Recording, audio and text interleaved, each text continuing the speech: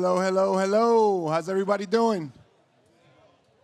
I need something better than that. You try that again. Hello, everybody. How are we doing today? Okay. Good to see you all. So we're going to jump right in. I'm going to set a few things up, and then we're going to have a real conversation. Look, I've been traveling to a lot of panels this week. I hear a lot of big words, engagement, and all the other stuff that you've been hearing. We're going to have a real conversation today. We're going to have some fun. So let me start with a couple quick intros. I just want to add a little bit of context to the intro, and then we're going to jump in. So Andrew Perlmutter is a good friend.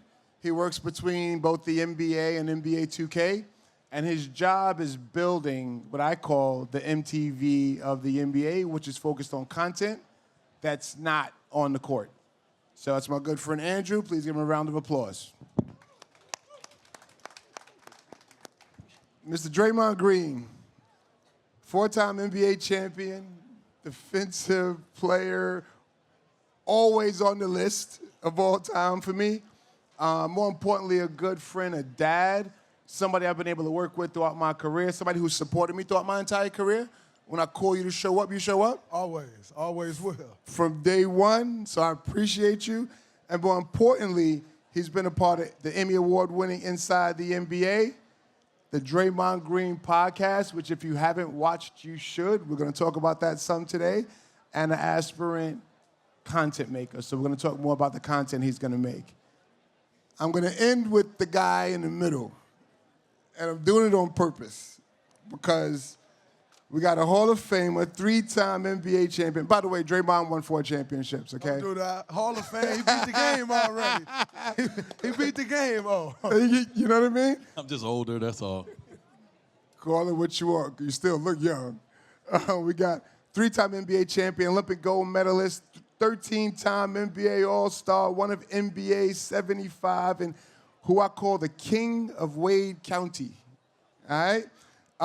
From runways in Paris to Milan, campaigns with Versace. He's wearing Way of Wade. He is wearing his own sneakers. He's probably drinking his own wine. He's got an amazing podcast that I watch a lot of, the WY Network, Time Out. Here's the last part. Your production company, 59th and Prairie. He's got production credit, been Sports Emmy nominated for Shot in the Dark. A Most Beautiful, is it a Most Beautiful Thing? A Most Beautiful Thing. Somebody sent me a bad thing.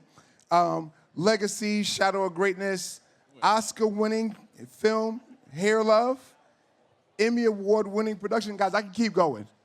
More importantly, both of these men are amazing dads, and that's what I love about both of them the most. And they've also been great friends to me in my career. So look, let's jump in. Heroes and villains, guys. It was clickbait. So y'all here, y'all showed up. It was easy clickbait to buy because I got people that have been called heroes, that have been called villains, and my thought was always, heroes and villains depends on the moment. D, you've been a hero, you've been a villain. Yeah. Yes, Draymond, you've been both. I want to talk a little bit about that. I want to talk about this idea of what a villain is and how you've seen it. Go ahead, Dre. Well, I think in order for there to be a villain, there has to be a hero. That one doesn't work without the other one. One without the other one is boring.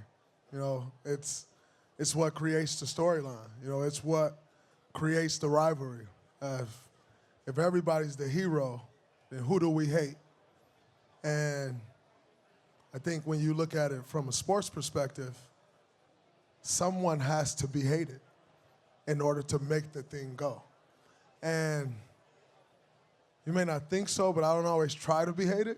Sometimes it just happens. But on the flip side, I embrace that because no one has ever loved, like, you don't love a loser. That's just not what we do. That's not what we set out to do. You usually hate those that win. And you see them win over and over again. And you're like, I just want to see them lose. I want to see them fail. And in that comes a villain. Right. And I've never shied away from that because, quite honestly, I love to win. And I'll do anything to not lose. There you go. There you go. There you go, D. I mean, I think it's some duality in hero and villain. Like Dre said, they're the same person a lot of times. You cheer for them different ways. You talk about them in different ways. They always are part of the conversation. To be a villain, you have to be admired, in a sense. You don't become a villain if they don't admire you. To be a hero, you have to be admired as well. And so there's different spellings on, the same thing, in a sense. Like I can be at home and be a hero and go on the road and be a villain. It doesn't change who I am. It just changed, the crowd changed, right? And so I think it's duality in hero and villain. And I think you can find a lot of things that are very common in it. But like you said, if you're a winner, you're going to end up experiencing both being a hero and both being a villain, but you're still the same person. So some duality in it. So that word is interesting to me. Andrew, I'm going to bring you in for a second because you said to me that these are some of my favorite people. You didn't say you're a basketball fan, but give me some context on the people part because he ended with person, right? Championships, all those things, but it ended with the same person. So give me your point of view on like these guys as people. I was a basketball player as a kid, not quite as good as Draymond or Dwyane, but basketball wasn't just. That's why you're the CEO. They're both CEOs, and basketball wasn't just a sport; it was a lifestyle to me. Basketball, told me what shoes I wanted to wear, what clothes I wanted to wear, what music I listened to. Like basketball gave me, community. And NBA players, like they weren't just my competitive heroes. Like they were my favorite people. Like I wanted to be like them. I loved Reggie Miller. Reggie Miller was relentless. He was clutch. He was smooth. Like his character is what moved me. And who they are on the court makes them our heroes or villains, but who they are emotionally, like what their personality is, what their interests are, like that's what really connects with the fan, with the consumer. And so when I see, there are some videos a few years ago of LeBron shooting in his driveway with his kids, and they went viral because they're about fathers and sons. Like everyone knows what it's like to shoot the ball in the backyard with dad. And like that's what people connect with. And so whether they are heroes or they're villains, what I'm interested in, what I think fans are interested in is like what they're like as people and what experiences they have and what they care about that like connects to the rest of us. And like that's what I'm specifically interested in from a business perspective. No doubt, no doubt. So look, we live in an era where like every moment is captured, cameras everywhere. Every moment is like scrutinized. Do you think it's how your fans connect with you more or less? So when you think about, obviously you're on TV with the NBA every day or a lot of nights. What do you think connects with fans more? The content they see on the TV screen when you're playing ball or the other content? You start, Dre. I think we live in an interesting world where, there was a day where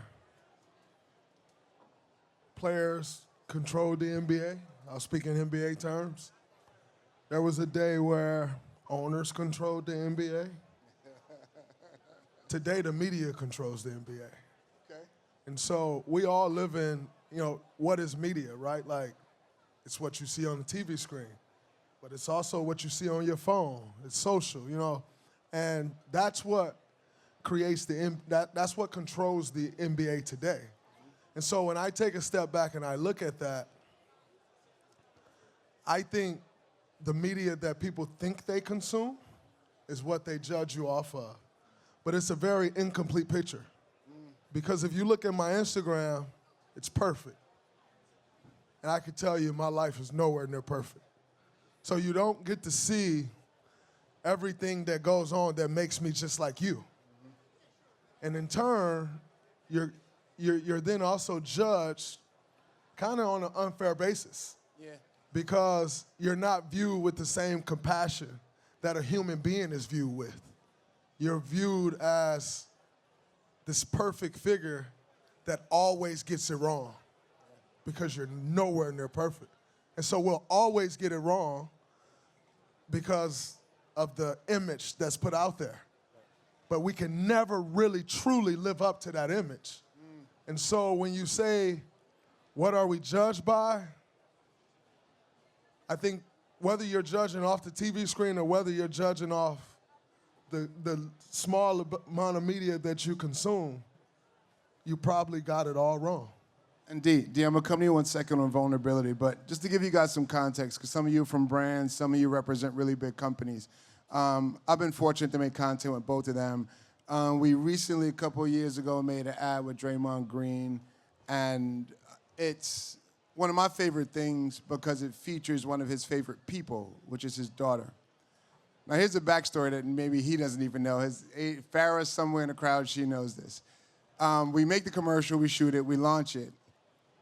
I think maybe this next week after it launches, now, Kia is a North American company that's run out of Seoul, Korea. Let's just call it the Rudy Gobert incident happens, right? 2 weeks after we launch it. So there's a bunch of media behind it, and the brand calls me, and they're like, yo, what do we do? You've got that call or made that call if you work at a brand, right? And it was crazy. And I was like, keep it running. I said, who doesn't want that guy on their team? Who doesn't want someone?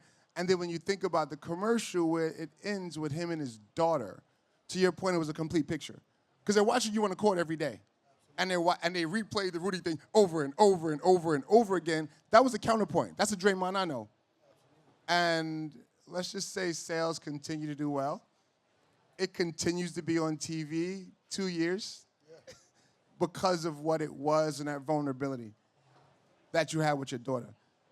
So, D, I want to go to you next, which is when you think about this idea of like all the championships you've won, as much times as you've won, you've had moments of vulnerability that I've been proud as a black man to watch. Which one do you think has been more impactful to your brand and the partners you work with? The chips or the vulnerability?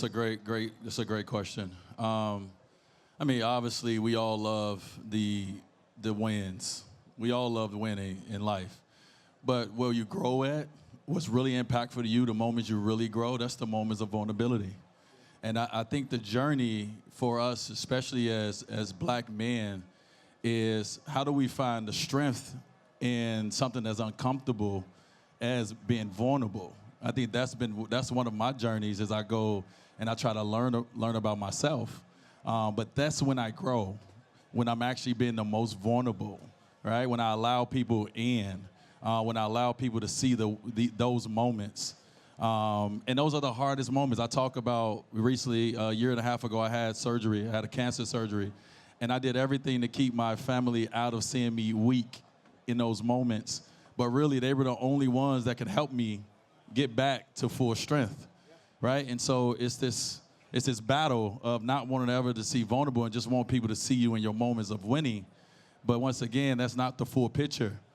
More so than anything, vulnerability is going to come and be a part of your story in your life. And it's how you show up in those moments that really show your full strength and who you are as a champion, not just the moments where you're winning. Winning is easy. It's being able to win in those vulnerable moments. And so something that's very important for all of us. Yeah, and like, yes, please, give me a round of applause, please, both of them. Over the last decade, I fell in love with the Joker. And I fell in love with the Joker for that same reason, right? You can't have Batman without Joker. And now Joker's actually become the more aspirant, right? We actually look at the Joker, we're kind of like, I've been abused, I've had all these things in my life. So it's just so interesting, like we all grew up watching heroes be perfect and the media image of them. My favorite things with athletes used to be Roy Firestone when he would like make them cry. I actually felt like the athlete was stronger.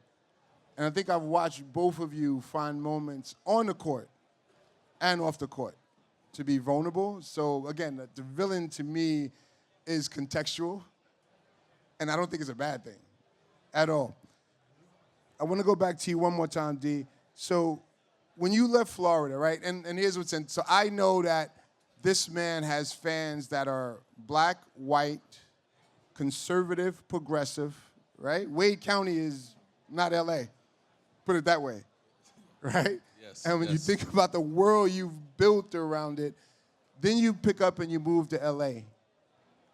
What was that move about? Like, it wasn't just about, some people try to make it about politics. Like, what was that move about in your life? Like, what was it for? Because I have a belief it had more to do with things that are nothing about basketball. Well, ultimately, it was about family. You know, I think, you know, you have to make decisions for your family, and my wife and I are the leaders, obviously. And I had to make a decision for my family. Yep. And obviously, it's a big political culture out here that we all are probably on different sides of the fence of, and that's perfectly fine. But you have to make a decision.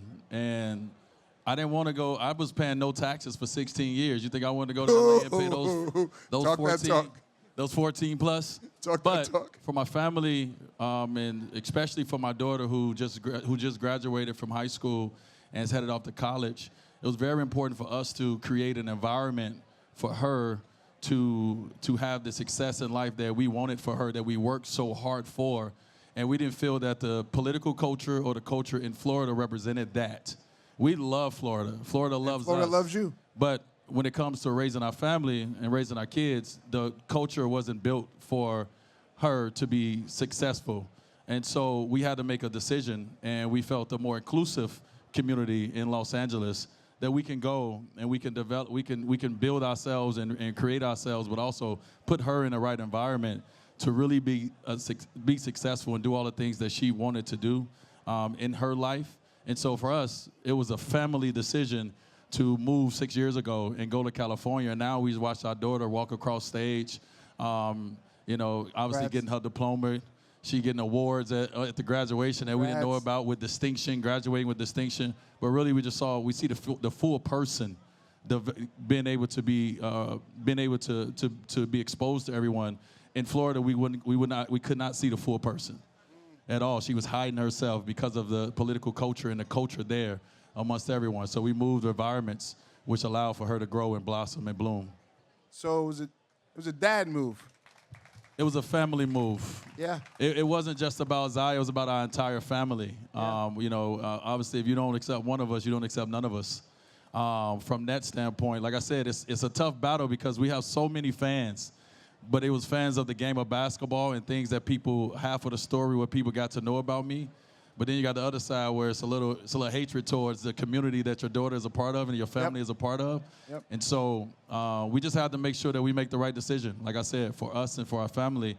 And it ended up being a great decision that I'm glad I had my wife there to be able to pull me along and push me as well, because it was hard for me to leave Wade County. Shit. You know sorry. what I mean? I meant the king of Wade But County. it's bigger than basketball, and it had to be bigger than basketball. That's why you said the commercial with Dre and his daughter, yeah, it has a basketball element. But those moments when he's with her and he's looking, you know, and they're in their moment together, that you could feel the love. You could feel Draymond in a whole different way, just in that quick moment that you don't get a chance to experience from, you know, an interview or watching them play the game of basketball. So it was a bigger point to it. Yeah, and look, I mean, I was there, obviously, at the shoot. What nobody got to experience that didn't make the camera was his pride in watching his daughter, I don't want to say act, because it was a very honest moment. Sure. I also love that it came out right before her birthday. Like, these are the things and the stories that nobody talks about. The time he put into this thing, I think, was more about, just as much about her as it was about you. It's the human side, too. Absolutely. It was definitely more about her. To give her an opportunity to be on a TV screen, like my daughter's into the arts. You know, she's piano, she's singing. She ultimately wants to get into acting. You know, she's competitive cheer, she's dance, tap, like she's into the arts. And so it falls right into her category for me as a father to be able to provide an opportunity for her to just dabble and see, you know, because in every commercial, there is a tad bit of acting, you know, like you got to understand your lines, you got to know what the mission of the commercial is and what's the whole premise of it.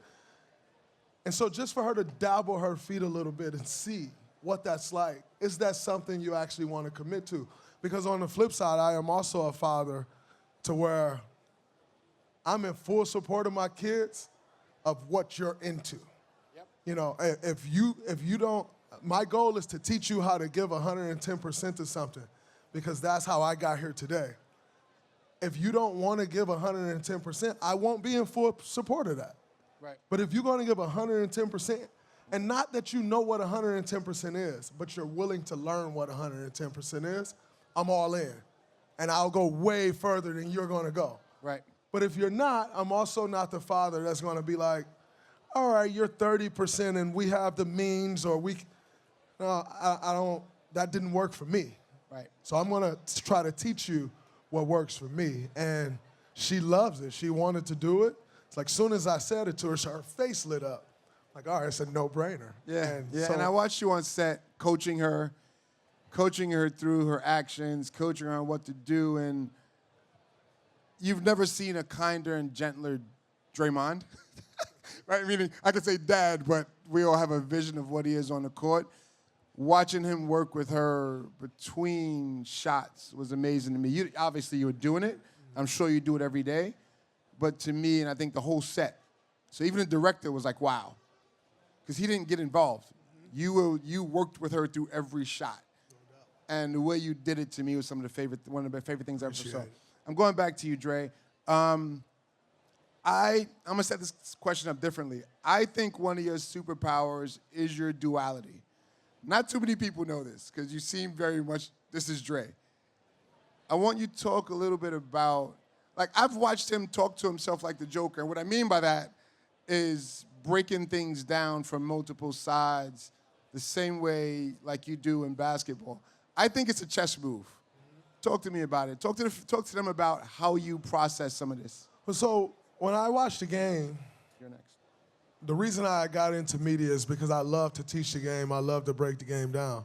When I started doing the podcast, I was waiting on a co-host, but I had tried one before and bombed. So I knew, like, if I get back into this, it has to be right. So I signed a deal, and for months, I didn't do the podcast because we didn't have the right co-host. So finally, we're moving into the deal, and I go, we got to start something. I'll just start it by myself, and we'll see how it goes. It morphed into this whole thing, and what I learned is, in doing it by myself, I realized that I had to tell you two sides of the story. Like, I can give you my opinion, but quite honestly, I don't really love shows that only give one their opinion. Like, to me, it's just boring. And so what I realized is I needed to give you both sides of the coin. I need to talk to you from this side, or maybe what I think, but I also need to give you the other side as if someone's sitting next to me and what they think. It's how we create conversation. It's how we make the story go.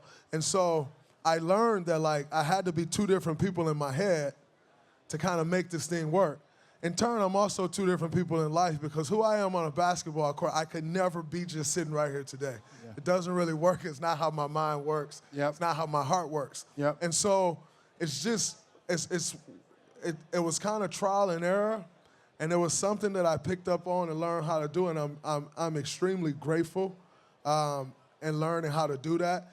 And this transition that is going to happen over the next 2-3 years of my life, where I transition out of basketball, it's helped me a lot, and it's given me a path, it's given me a purpose. You know, and I'll ask you a question, if you don't mind.